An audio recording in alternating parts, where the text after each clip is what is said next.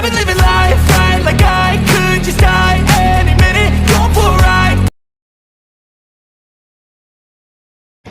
So, hi mga sis! Welcome to our channel, Sana Ilyas. Ito na naman ako.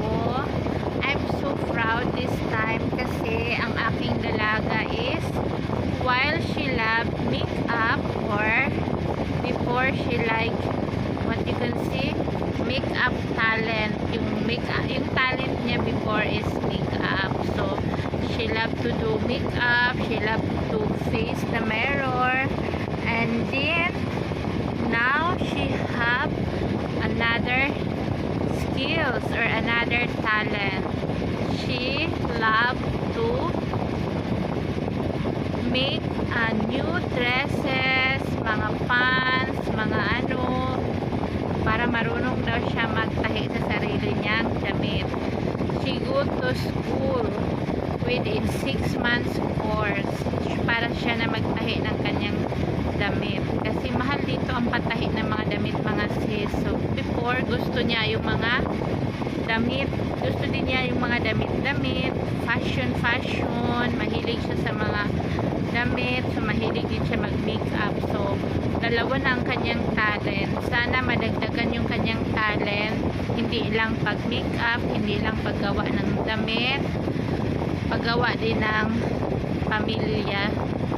So, charot lang. Charot. So, I can't forget when she's small and Bilal. They are very Hey guys, this is Myra new talent. Saving the clothes. Ang kapre dito is clothes. Oh. Yan yung practice niya, pajama ng baby. Tapos ito, blouse or dress ng baby partner. Lagyan lang yun to siya ng garter dito. So, ito yung finished product. Ito yung first product, second product, and third product partner na. So, ayun. Yun na ang kanyang talent this time. Para sa kanyang magiging anak soon. Marunong na siya magtahi ng damit. So, diba? Pati sa sarili niya marunong na siya magtahi.